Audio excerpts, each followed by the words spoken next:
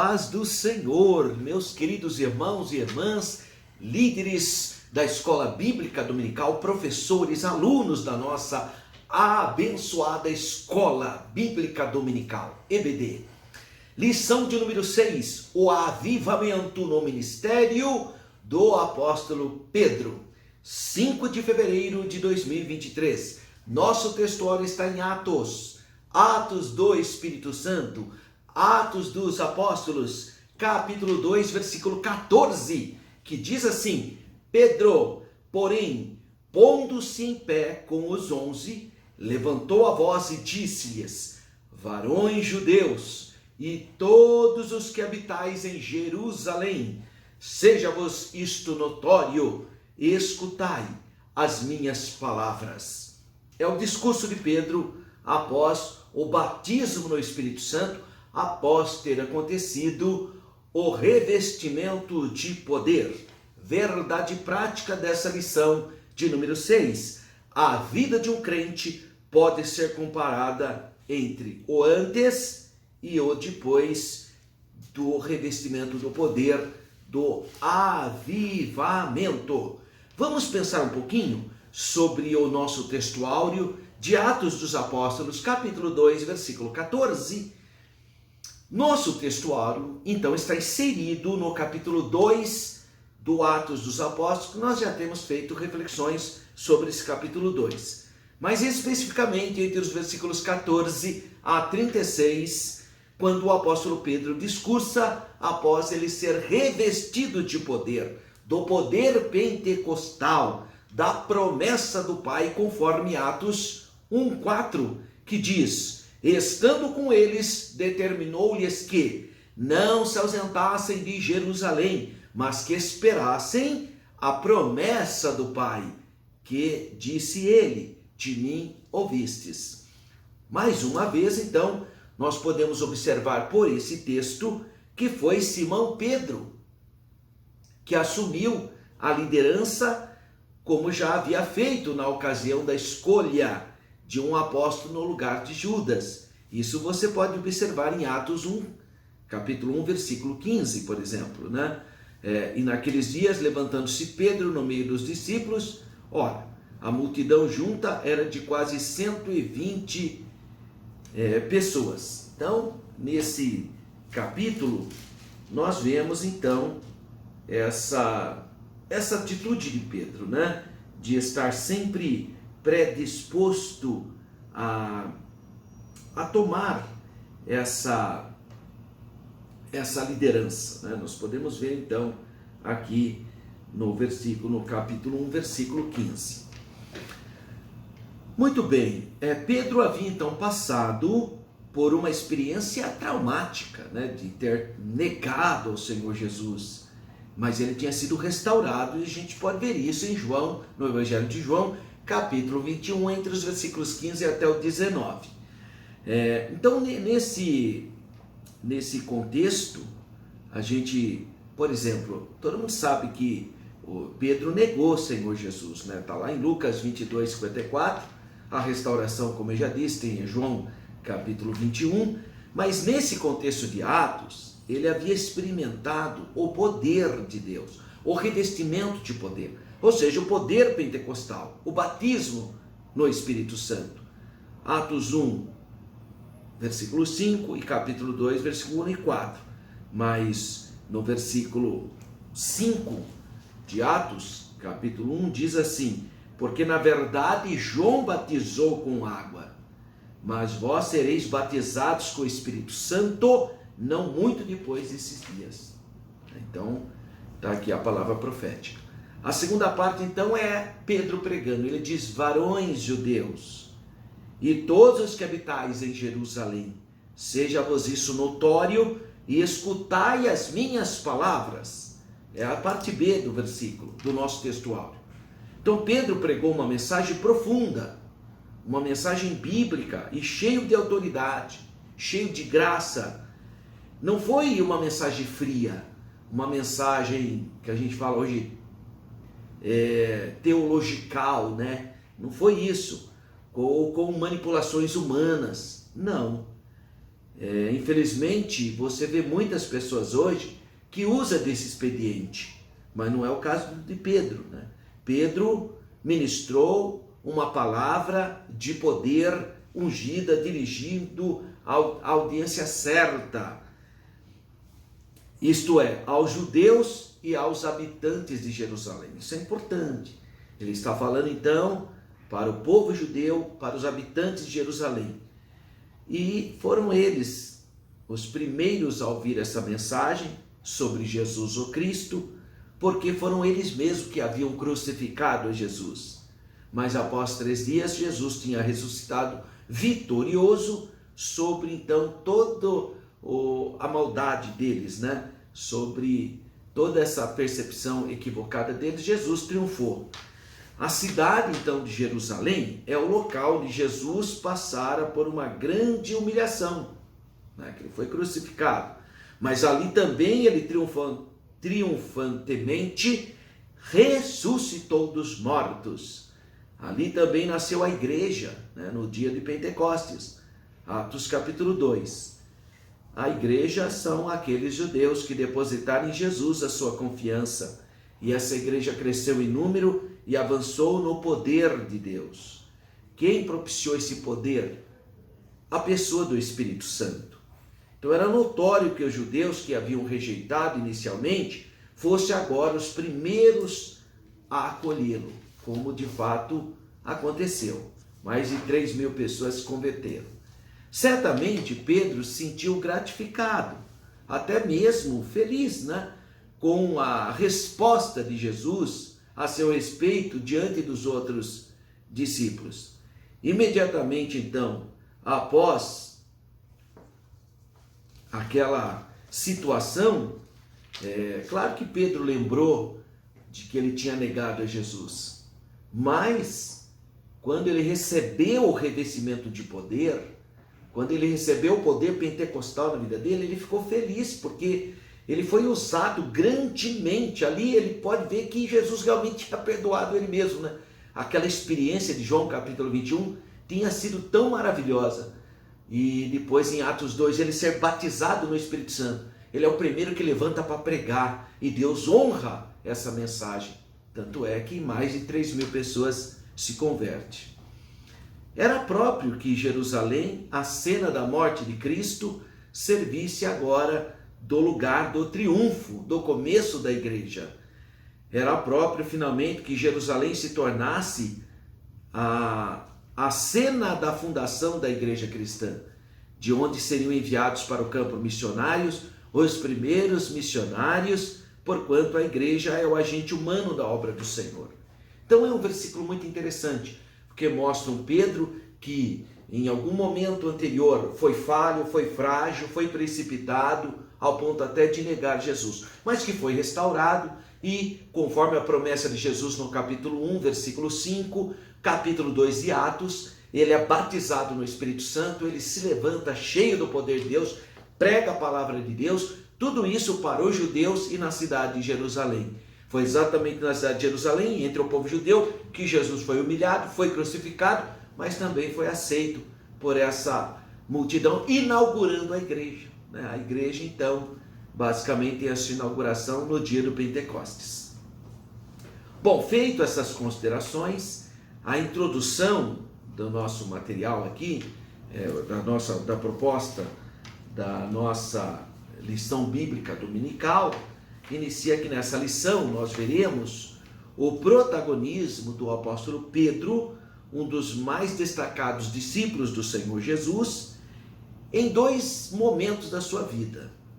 Primeiro, antes dele ser batizado no Espírito Santo, antes dele receber o revestimento do poder em Atos 2, ele apresentava-se como um homem tão impulsível, voluntarioso, de mente débil, frágil. E em segundo, depois do Pentecostes, depois do batismo no Espírito Santo, depois do revestimento de poder, ele é transformado em um homem cheio da unção e revestido do poder do alto. Então temos preciosos ensinamentos para extrair dessa experiência do apóstolo Pedro. Então, o primeiro tema aqui, primeiro tópico, Pedro antes do dia do Pentecoste. Bom, as duas atitudes de Pedro. Certo dia, Jesus perguntou aos discípulos a respeito de como as pessoas o identificavam. Foi numa cidade do norte de Israel, a cidade de Cesareia de Filipe. Agora preste atenção, irmãozinho. Em Israel há duas Cesareias, tá bom? A Cesareia do Mar, que fica no litoral, que é a sede de Roma na Judéia, e a Cesareia de Filipe, que fica lá no norte, na fonte do rio Banias. Quem tem a oportunidade de visitar Israel, vai visitar. Agora mesmo nós vamos fazer, se Deus nos permitir, agora no mês de novembro, no final do ano, eu vou levar um grupo de irmãos para Israel. Nós vamos visitar a Cesareia do Mar, que é a sede de Roma na Judéia. Já a Cesareia de Filipe fica lá no norte de Israel, na fonte do rio Banias, que vai dar origem ao rio Jordão. Tá? É lá na antiga Paneia. É nessa região que o Senhor Jesus pergunta: que dizem os homens ser o Filho do Homem? Aí os homens disseram: é um profeta, né? Teve gente que achava que Jesus era João Batista. Os herodianos achavam que Jesus era João Batista que tinha ressuscitado dos mortos, né? Porque eles tinham cortado, Herodes tinha mandado cortar a cabeça de João Batista e dado para Herodias, né?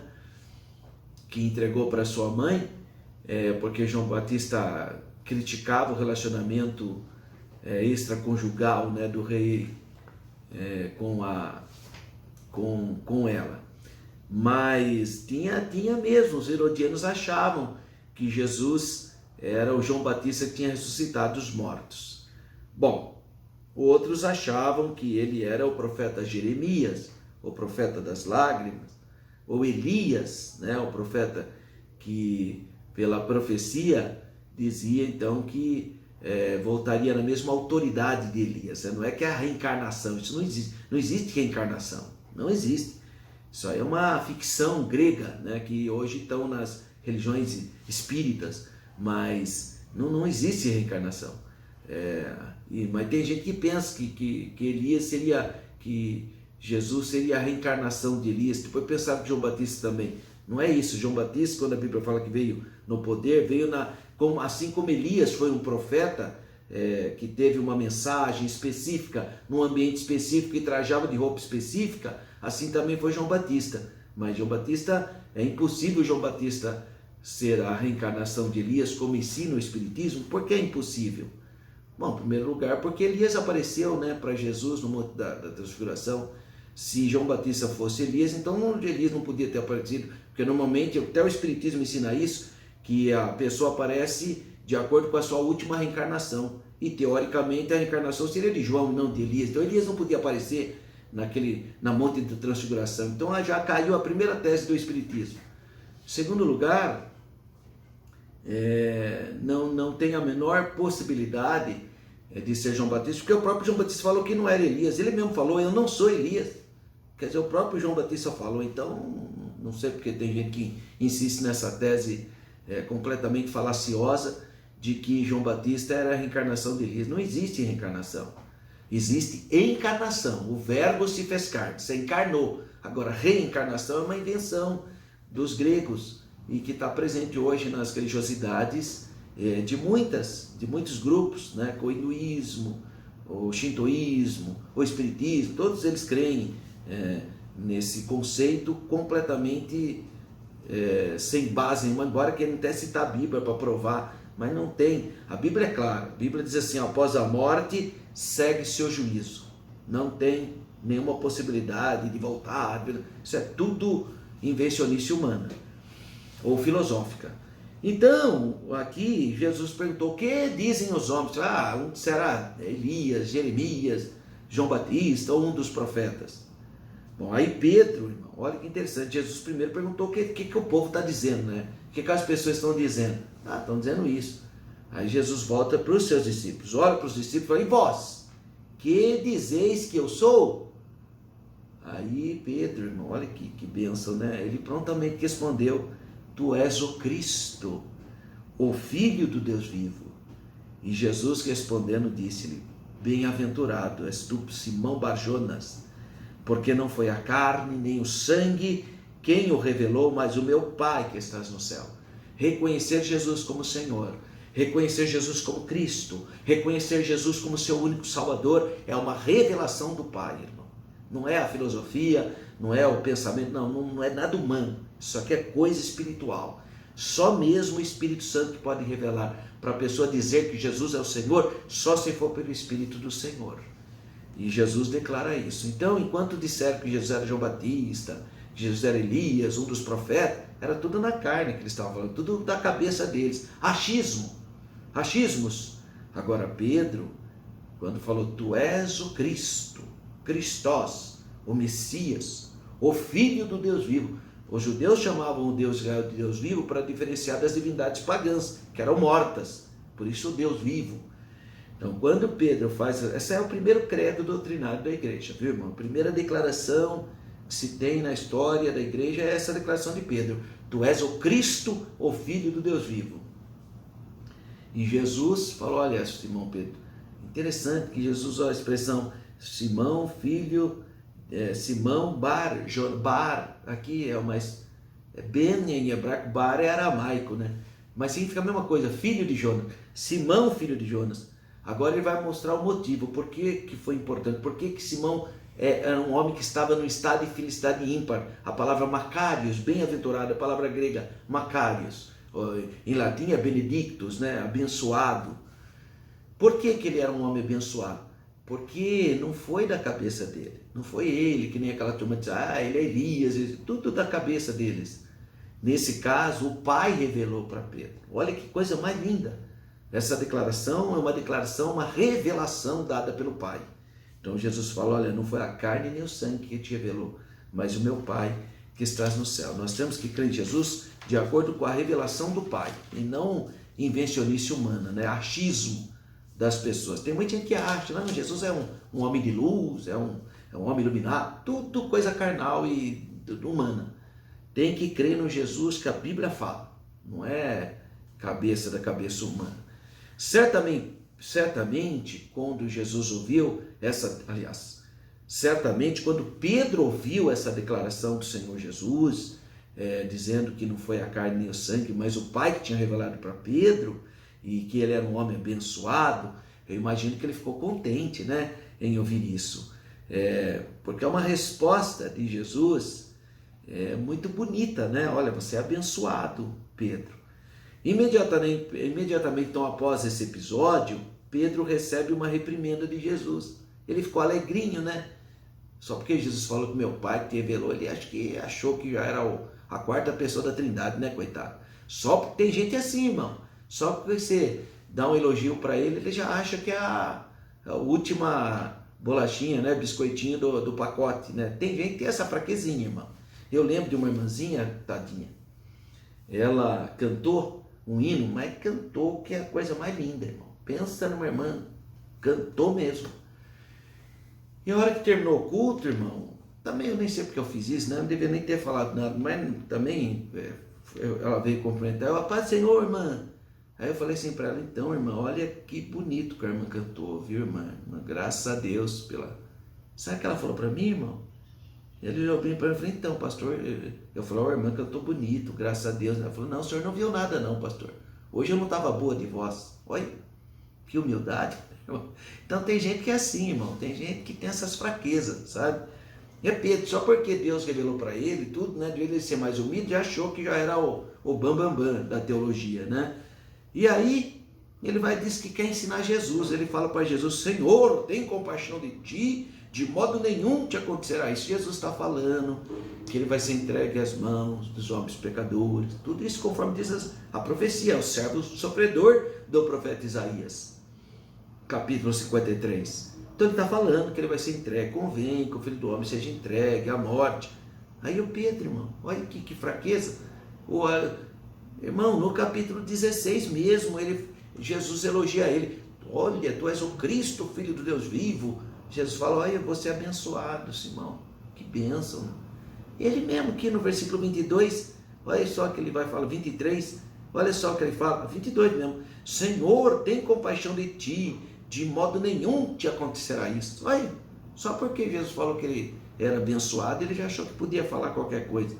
Aí Jesus repreendeu. Quer dizer, no mesmo capítulo 16 de Mateus que Jesus elogia, ele repreende. Olha que Jesus fala: para trás de mim, Satanás, que me serves de escândalo, porque não compreendais as coisas que são de Deus, mas só as que são dos homens. Olha que duro, irmão, que exortação. Deve ter ficado aí desconfortável. Quer dizer, ele tinha ficado alegrinho porque Jesus tinha falado que ele era abençoado, agora ficou numa situação desconfortável, porque essa reprimenda de Jesus foi pesada, hein, irmão? Afasta de mim, Satanás, tu para mim é pedra de tropeço. Oi? Então, irmão, Pedro era assim, ele ia do céu para o inferno, né? Impressionante na maneira de dizer, metaforicamente dizendo, do alto para o chão. Ao mesmo tempo, Jesus, bem-aventurado, afasta de mim, Satanás. Situação do Pedro, a pessoa sanguínea é assim, né? Ela fala uma grande coisa, daqui a pouco fala uma grande bobagem, né? 2.2, Pedro nega Jesus 3 vezes. Bom, outro episódio revelador foi quando Pedro afirmou que jamais negaria Jesus. Ele achou que era de novo o máximo, né? Não, eu não. Todo mundo pode, mas eu não nego. Bom, a primeira vez negou diante de uma criada, está em Mateus 26:69. A segunda, diante de outra criada que dissera que ouvira com Jesus. Mateus 26:71, 72. E pela terceira vez, Pedro negou Jesus diante de várias pessoas. Até gaguejou, ficou até gago, né? E ainda jurou e praguejou ainda, irmão. Praguejou, não conheço isso. Olha só. Bom, depois desse momento, aí o galo cantou, né? Aí Pedro sentiu profundo arrependimento. O que não ocorreu com Judas, né? Judas, se ele arrependesse também, Jesus perdoava, irmão. Porque Jesus perdoa todo mundo. Mas só que no caso de Judas, Deus já sabia que ele não ia pedir perdão. O Pedro se arrependeu, Judas sentiu remorso. É muito diferente uma coisa da outra. Quem se arrepende e abandona o pecado é vitorioso. Deus honra, Deus abençoa. Agora quem fica só com remorso, irmão, não dá em nada. Não dá em nada. Então, e Jesus não desprezou ele, né? Pelo contrário. Por isso que eu falo, até o Judas, se o Judas tivesse arrependido, Deus também perdoava, irmão. Mas ele não se arrependeu, né? Ele ficou com remorso e acabou até cometendo uma loucura, né? Mas quando Jesus ressuscitou, o anjo disse às mulheres que fossem dar a boa nova aos discípulos. E o nome do Pedro foi destacado, está lá em Marcos 16:7. Então devemos ter o cuidado de não descartar pessoas, irmão. Eu tenho observado, tem gente que fala assim, esse irmão aí não dá mais nada, tira ele daí, tanta coisa. Irmão, cuidado, porque a igreja não é empresa. A empresa é assim, se você manda embora, presta outro concurso, descarta. Igreja não é assim. Igreja não descarta ninguém, viu, irmão? Igreja é mistério de Deus, é organismo. Jesus é a cabeça do corpo, é um corpo. Então cuidado, que eu já vi gente falando, tem que administrar a igreja que nem uma empresa. Tem não, a igreja não é uma empresa. Então, as pessoas são importantes na igreja. E a maioria de nós talvez não desse uma outra oportunidade para Pedro. Traidor, irmão. Mas Jesus deu. Que ensinamento, não é? Que ensinamento. Bom, o resuminho do tópico 1. O Espírito Santo transformou Pedro, até então espiritualmente fraco, em um apóstolo do Evangelho de Cristo, cheio do poder de Deus. Então, ponto 2. Pedro após o Pentecostes. Nós estamos vendo então Pedro antes do Pentecostes. Nós estamos estudando Pedro antes dele ser batizado no Espírito Santo. Nós vimos Pedro antes do revestimento de poder. Agora, de Atos 2 para frente. Depois que ele foi batizado com o Espírito Santo. Depois que ele foi revestido de poder. Então, 2.1. Pedro batizado no Espírito Santo. Após ser batizado no Espírito Santo, conforme Atos 2, Pedro tornou outro homem, irmão. Olha que impacto. Por isso que eu falo a importância da pessoa ser batizada no Espírito Santo. Ser revestida de poder. Mergulhada no Espírito, né? Devido ao espanto das pessoas diante daquele fenômeno espiritual, o apóstolo dos judeus levantou a voz com eloquência e falou a respeito das promessas de Deus proferida pelo profeta Joel do Antigo Testamento. Do meu espírito derramarei sobre toda a carne. Atos 2,18. Então a pregação do apóstolo Pedro teve tão grande impacto sobre os seus ouvintes, que muitos deles, de coração sincero, indagavam-lhe a respeito o que precisava fazer para ser salvo. E aí Pedro conclui sua calorosa pregação, apelando para que se arrependesse, porque o que produz a fé, o novo nascimento, é o arrependimento. Arrepender-se, se arrependendo, poderia ser batizado, porque eles eram judeus, eles não viam das nações gentias, eles já tinham o conceito da Bíblia. O judeu, irmão, era igual um filho de crente, nasceu na igreja, conhece a igreja, conhece tudo, conhece tudo, só batizar mesmo, esse não precisa nem, né? É só batizar. Assim também eram os judeus aceitando a Jesus já era batizado, irmão, mas o gentio precisava ser discipulado, porque ele não tinha o conceito de Deus, é diferente, né? Teve gente que fala assim para mim, irmão, mas aquele eunuco, né, acabou de ouvir, já foi batizado. Mas também, irmão, ele já era crente, ele ia lá em Jerusalém adorar, ele tinha até a Bíblia, o rolo do profeta Isaías, era só batizar mesmo. Agora, pessoas que não têm conhecimento têm que ser discipuladas, irmão, senão você vai dar um banho nele, tá? Pedro e a cura do coxo. Bom, lembrando então que essa primeira mensagem de Pedro, 3.000 almas foram batizadas. Olha, irmão, que coisa extraordinária. Bom, Pedro e João estão indo então para o templo. Quando chegou na porta Formosa, lá em Jerusalém, porque o templo ainda não tinha sido destruído, o templo vai ser destruído só no ano 70. Nós ainda estamos falando do ano 33, depois de Jesus. Eles viram um paralítico pedindo uma esmola. Em lugar de dar-lhe o que pedia, Pedro, cheio do Espírito Santo, ordenou ao paralítico: levanta e ande, em nome do Senhor Jesus Cristo. Imediatamente o homem se levantou, foi curado, entrou no templo saltando e louvando a Deus. Isso causou grande espanto entre os que estavam ali. Logo depois, o apóstolo Pedro aproveitou a ocasião desse extraordinário milagre para pregar a respeito da morte e ressurreição do Senhor Jesus, enfatizando que o enfermo recebeu perfeita saúde em nome de Jesus, conforme você pode ler aí em Atos capítulo 3, versículo 16. Olha a autoridade. Tem um livro que eu li há muito tempo atrás, e lá está registrado um diálogo entre eu não sei qual foi o dos papas, não sei qual cardeal, mas que o Papa e o cardeal estavam no Vaticano, lá na Basílica de São Pedro, olhando aquelas obras de arte que são extraordinárias. E aí o Papa olhou para o cardeal e falou: a gente não pode mais falar que nem Pedro, né? Que não tem prata nem ouro, porque olha aqui como é que está a Basílica de São Pedro, tudo cheio de ouro, de prata, né? Então a gente não pode mais falar como Pedro falou, né? Não temos prata nem ouro. Aí o cardeal olhou para o Papa e falou assim: o senhor tem razão, a gente não pode mesmo, porque está cheio de ouro e prata aqui. Só que também a gente não tem autoridade para falar para um paralítico: levante e ande em nome de Jesus, né? Eu acho interessante essa reflexão, né? Mas é apenas uma reflexão.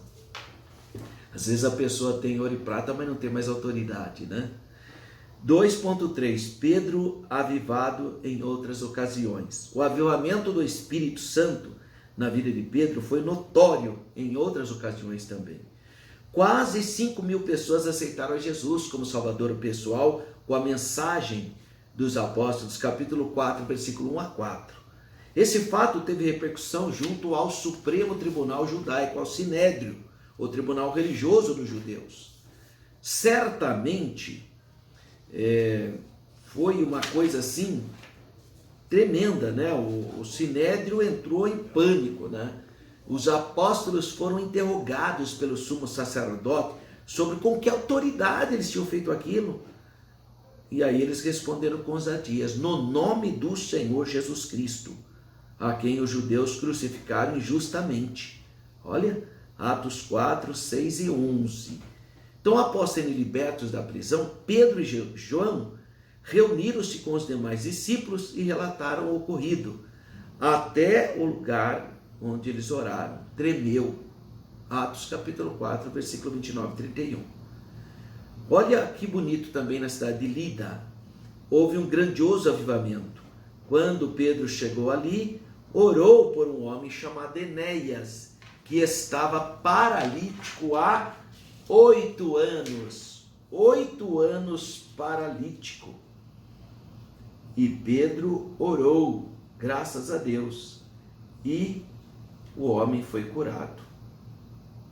É o avivamento, né, que foi não só em Jerusalém, mas em outras cidades. Eu estou falando de Lida, né? Enéas foi curado, por isso houve muitas conversões ao Senhor. Atos capítulo 9.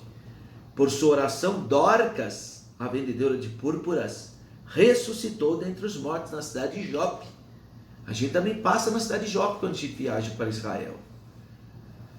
Então, resuminho do tópico 2. O avivamento do Espírito Santo na vida de Pedro foi notório em muitas ocasiões, e não só após o dia do Pentecostes. E terceiro tópico, a igreja de hoje e o avivamento do Pentecostes. Bom, 3.1, a igreja atual e o Pentecostes. O Senhor Jesus previu que, antes da sua volta, haveria uma grande falta de fé. Daí a reveladora pergunta: quando, porém, vier o Filho do Homem, porventura achará fé na terra? Lucas 18:8. Num tempo como esse, a necessidade de um grande avivamento é necessário, né, irmão? Segundo a Bíblia, só pode haver um tempo de avivamento nos dias presentes se os crentes buscarem o derramamento do poder do Espírito. Que nem no dia do Pentecostes, irmão. Leia Atos capítulo 2, se consagra, busca, peça para Deus o poder pentecostal para a sua vida. 3.2 agora, né? 3.2. 3.1, 3.2. Pedro, tempos de multiplicação da iniquidade. Tempos de multiplicação da iniquidade. Deixa eu marcar aqui. É o tempo que nós estamos vivenciando, né, irmãos? Tempo da multiplicação de coisas terríveis. Jesus alertou os seus discípulos para as principais características dos fins dos tempos. Será uma época marcada pela multiplicação da iniquidade, do esfriamento do amor, da fé, da comercialização da fé, né? O Senhor Jesus também previu um sinal altamente positivo a respeito da pregação do Evangelho por todo o mundo, conforme Mateus 24:4. Nesse sentido, para pregar o Evangelho nesses tempos trabalhosos, como o apóstolo Paulo escreveu em em Timóteo, 2 Timóteo, capítulo 3, versículos 1 e 5, a igreja deve ser avivada. A igreja tem que experimentar o sobrenatural de Deus na sua vida. E 3.3, a igreja será arrebatada. A parábola das 10 virgens, mais especificamente os 5 prudentes, traz a imagem de uma igreja santa, consagrada a Deus, ungida pelo Espírito Santo. É uma virgem preparada para o noivo, conforme Efésios capítulo 5, versículos 26 e 27. A igreja que subirá na ocasião do arrebatamento, como o apóstolo Pedro, que anelava a vinda do Senhor de maneira avivada, nós também, cristãos desse presente século, estejamos também avivados e preparados para ouvir o toque da trombeta por ocasião do arrebatamento da igreja. Glórias a Deus. Meus irmãos queridos, nós temos que estar atentos, então, que é muito importante que a igreja esteja buscando a presença do Senhor, a presença de Deus. O ministério do apóstolo Pedro mudou completamente. O ministério do apóstolo Pedro mudou completamente com o batismo no Espírito Santo, pelo poder de Deus. E antes do Pentecoste, ele não tinha firmeza. Se percebe que ele não tinha, ele era precipitado, né? Ele era voluntarioso, mas depois desse evento, ele passou a ser um Pedro cheio do Espírito Santo, da graça de Deus, de sabedoria, de poder para cumprir a missão confiada por Jesus a ele. Sem dúvida, o apóstolo Pedro é um modelo de vida e de ministério, avivado sob o poder pentecostal, o poder do Espírito Santo. Graças a Deus. Que Deus continue abençoando a sua vida. Prepara a sua aula, tá? Com oração. Incentiva os alunos a ter a experiência do batismo no Espírito Santo. Jesus é o batizador e Jesus batiza os crentes no Espírito Santo. Dá o revestimento de poder. Busque com todo carinho. Se você é um professor e ainda não tem essa experiência gloriosa, busque que o Senhor Jesus te batiza. Uma vez mais, eu quero convidar você que tem recursos econômicos, se você quiser fazer parte do grupo do professor Alberto na nossa viagem para Israel, é só Israel, são 9 dias, a partir do dia 16 de novembro de 2023, nós estaremos 9 dias, pacote completo, exceto o almoço, cada dia a gente está no local, valor individual, $3.390, podendo ser dividido até em 10 vezes, em boleto ou em cartão. Mas a hora que você ligar aí nesses números de telefone para Renova Turismo, deixa claro que você quer ir no grupo do professor Alberto. Eu estarei lá com você. Meu grupo está se fechando, graças a Deus, e você ainda pode fazer parte desse grupo. E se você quiser estudar na nossa escola teológica, as matrículas estão abertas. Está aí o telefone da Estiadec. Se você mora em Campinas ou na região adjacente, faça um esforço. Nossos cursos são presenciais. Tem vários cursos, várias possibilidades. Venha ser um aluno na Estiadec, que é a Escola Teológica da Assembleia de Deus de Campinas. Que Deus continue abençoando a sua vida. Fique na paz do Senhor.